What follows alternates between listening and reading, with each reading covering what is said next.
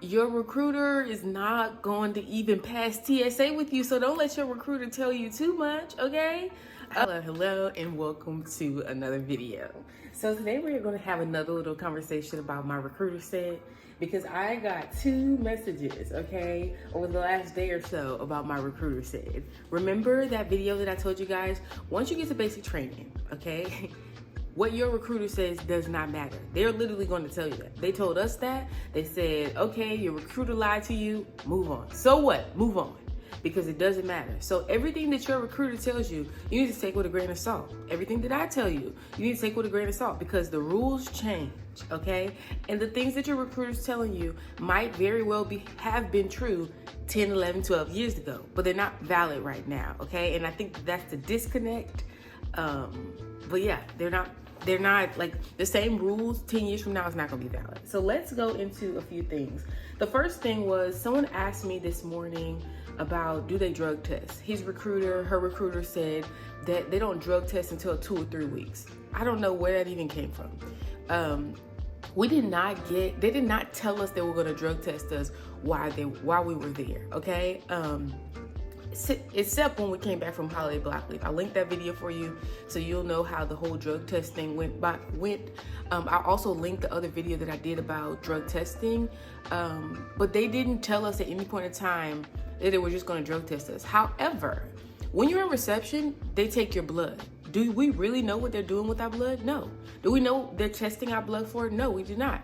But we do know that they're testing our blood because that's how they come up with what vaccinations you need, like what shots you need to get. They test your blood. So if there's drugs in your system, it can be detected at that time. Do we know if they're detecting them? No, they don't say that. Why would they tell you that? Another thing is, and I don't know if I mentioned it in that other video, when you do any substances, you know, if you like drinking a lot, if you like drinking coffee a lot, drugs, all those kind of things, you go through a period of time where your body has to withdraw from all those things. So I would stop that sooner or later for the simple fact of you're around a bunch of other people and other people may be very triggering to your nerves, okay? And you don't want to be going through withdrawals while you're there. It's just not a wise thing to do for your body and for your mental health, okay? I do want to go off and say that. I remember a guy when I was there, he snapped on somebody. It was like the first 2 days that we were there. And he ended up apologizing. He was like, dude, I'm sorry. I just stopped smoking cigarettes when I came off the plane and I'm having a hard time. So don't put your body through all that, okay? You're going to be stressed out enough just because some of the activities and things. Don't go the extra mile, all right? So let's move on to the next. I want to talk a little bit about basic training. Like, what do you do if you get sick at basic training? I mentioned to you guys sick call before, and I want to paint the picture because some of you might not really understand what that is. Because I had a young lady ask me yesterday about bringing cough drops, and then she told me that her recruiter said that she can bring them. I will tell you this, you cannot bring cough drops to Fort Sill. So much so, I was actually inside of sick call when I heard the doctor and the drill sergeants talking. The PX actually took cough drops off of the shelves because the drill sergeants were going and buying the cough drops and giving them to the soldiers because they were coughing and they didn't need any cough medicine. They didn't need a missed training. They just needed a cough drop. But in order to get cough drops, you have to go to sick call. So they were trying to get around there and they were just like, I'm just gonna buy cough drops and just give it to them. We were there in the winter cycle I mentioned before. And that's all they really need is a little cough drop. You cannot do that. You have to get cough drops from going to sick call. Will they change this? Possibly. Possibly they'll change it to where you can actually go to the PX and buy cough drops because you used to be able to do that, but they stopped doing that while I was there. You cannot go and buy cough drops. They're going to take that away. Anything that you can use to self-medicate, you cannot bring, okay?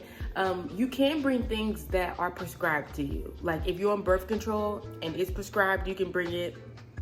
You're not going to be able to bring any anxiety medications, any medications, what they call red meds, that's really going to change your behavior or your mood or anyway. You're not going to be able to take those medications while you're there. Sometimes they do prescribe, like let's say I had bronchitis when I came back from holiday block leave, and I had to give my red med, which was like Dimetap, if you know what that is. I had to give it to the drill sergeants, and then they were in charge of administering this medicine to me, which they did not. But But something like that, you would be able to give to them, not just coming from there. Because I left and then I had to come back and I was already in training, that was good. But you're not just gonna be able to show up there and be like, hey, here's my Adderalls and all this kind of stuff. You're not allowed to do that. But anything like, let's say little medicines like Tylenol, Motrin, just stuff for like pain, like over the counter stuff, you can't bring that either. If you have a headache, you're gonna go to sick call and they're gonna give you a bottle just like this. It doesn't even have my name on it. This is naproxen. This was one of the ones that they like to give out a lot if you got hurt for some reason, your back, your whatever. If you got hurt, they will give you something like this. Of course, if you had a more serious injury, they would give you something stronger. But honestly, they didn't really like giving out like strong medication because people be lying and people be getting their little, fixes. No, they won't. They'll try not to give you that medicine, but they'll give you a thing just like this. These are all made up in their little back rooms. When you go in the sick call, the doctor gonna see you. He gonna write off on your little paper and then he gonna give you this, okay? Another thing is I came back from holiday block leave and I had steroids that the doctor gave me for bronchitis, and I also had antibiotics. They let me keep the steroids and antibiotics with me to take, but like I said, I had to give them the red meds. So there are certain medications, if they are prescribed to you, that you are going to be able to take, but you're going to have to submit them to sick call. Like I had to go to sick call. They had to register all this information into their computer, and then I could take it or them throw it away. If you have something like eye drops, because I witnessed a girl who had this as well. If you have eye drops and they just over-the-counter eye drops, they're not prescribed to you, you're probably not going to be able to bring them. You're going to have to put them in your personal bag. Now, if you want to go in there on Sundays and go do a little drop in your eye, if the drill sergeant lets you do that, cool, but just count on you not being able to bring them if they're not prescribed. If they're prescribed, you may be able to take them. So if you absolutely have to take something that's not, just not antidepressants and in a group of things like that, because you're not even supposed to be depressed and be in the army. Let's be honest, okay? But if you're taking other drugs that's not in that class, just make sure before you leave that you get them prescribed so that you have a higher possibility of being able to take them, okay? So I did want to clarify that. Your recruiter is not going to even pass TSA with you, so don't let your recruiter tell you too much, okay?